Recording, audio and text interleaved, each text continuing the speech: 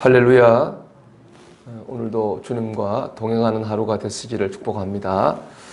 오늘 본문은 하나님께서 모세를 통해서 애굽에 행하셨던 10가지 재앙 중에 첫 번째 재앙이죠. 나일 강물을 핏물로 바꾸는 그 재앙을 기록하고 있습니다.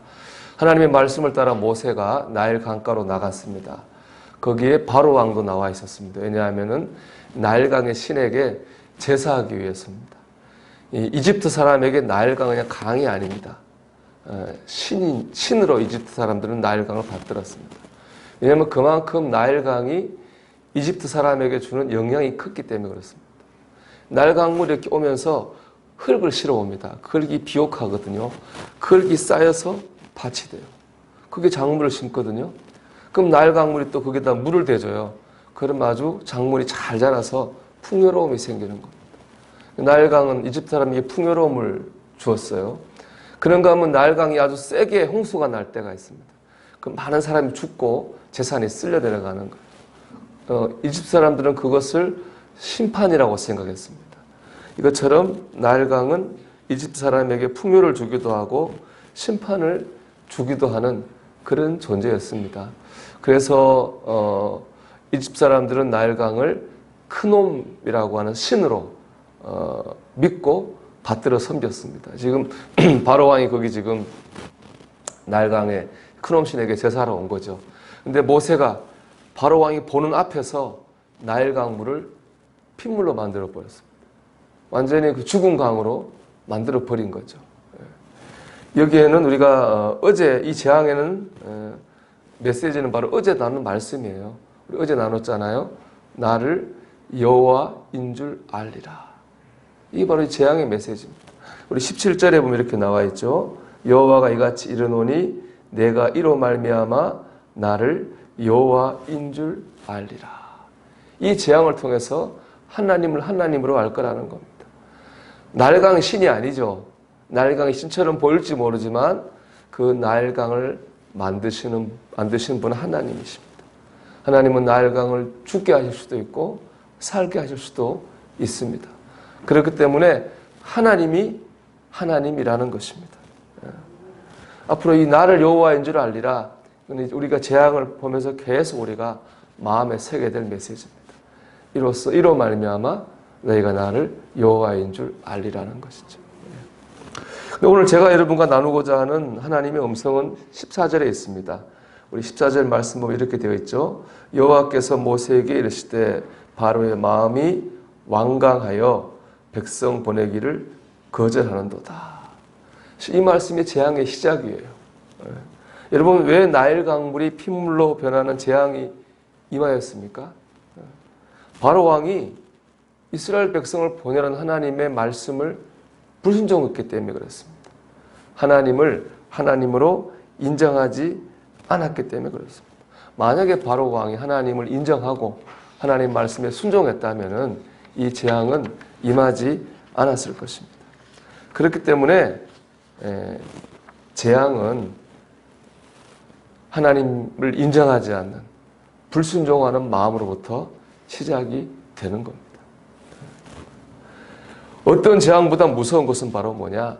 하나님을 인정하지 않는 마음이라는 거예요. 왜냐하면 그 마음 때문에 재앙이 생겼으니까.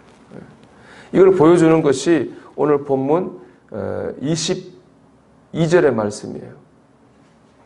애굽 요술사들도 자기들의 요술로 그와 같이 행함으로 바로의 마음이 완악하여 그들의 말을 듣지 아니하여 여호와의 말씀과 같더라. 바로의 마음이 바뀌지 않았어요. 계속 완악해요.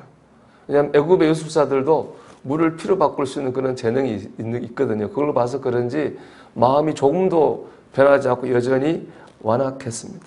만약에 바로 왕이 이때 이 나일강이 핏물로 변하는 걸 보고 마음을 바꿨다면은 다른 재앙은 이제 애굽에 임하지 않았을 겁니다. 바로 왕이나 이집트 백성은 더 큰 고난을 겪지 않아도 됐을 거예요. 하지만 바로 왕의 마음이 바뀌지 않았기 때문에 앞으로 9개나 되는 더 크고 강한 고통, 재앙을 겪어야만 했던 겁니다. 그렇기 때문에 어떤 재앙보다 제일 큰 재앙은 뭐냐? 이 바로왕 같이 하나님 인정하지 않는 그 우리의 마음이야말로 제일 큰 재앙이라는 겁니다. 오늘 14절을 보면은 바로의 마음을 표현하는 단어가 나와요. 완강하여라는 말입니다. 바로의 마음이 완강하여 백성 보내기를 거절하는도다. 이 완강하다는 말은 히브리어로 카바드인데요. 이건 나쁜 의미로 둔하다, 어둡다 이런 뜻이 있습니다. 즉 하나님을 향하여서 마음이 둔한 거예요. 하나님의 마음이 어두운 겁니다. 로마서 1장 22절 23절은 이 마음을 이렇게 말씀하고 있습니다. 하나님을 알되 하나님을 영화롭게도 아니하며 감사하지도 아니하고 오히려 그 생각이 허망하여지며 미련한 마음이 어두워졌나니 스스로 지혜 있다 하나 어리석게 돼요. 세 가지예요. 첫째, 하나님을 영화롭게 하려고 하지 않아요. 하나님이 기뻐하시는 걸 해야 되겠다 하는 마음이 없어요. 그러면 재앙을 만나는 거예요. 두 번째는요, 감사하지 않아요. 불평하고 불만하고 원망해요. 그러면 재앙을 만나는 거예요. 세 번째는 뭡니까? 스스로 지혜 있다고 생각해요. 스스로 자기가 잘났다고 생각하고 교만해요. 그러면 재앙을 만나는 거예요.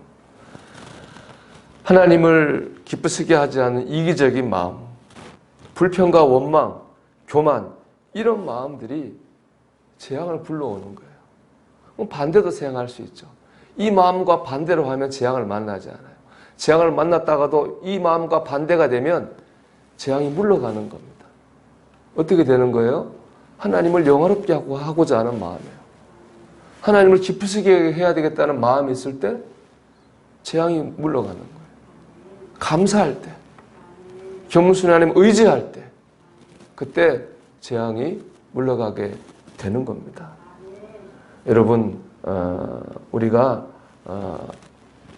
다른 게 아니라 우리의 심령이 변하면 그때 재앙이 물러가는 거예요. 우리 오늘 한날 하나님을 기쁘시게 하는 마음, 감사하는 마음, 또 겸손한 마음으로 우리 재앙이 아니라 하나님의 역사를 축복으로 만나는 저와 여러분 되시기를 주님의 이름으로 축원합니다. 기도하겠습니다. 하나님을 기쁘시게 하고 감사하고 겸손함으로 재앙이 아니라 축복을 기적으로 경험하게 하옵소서. 기도드리겠습니다.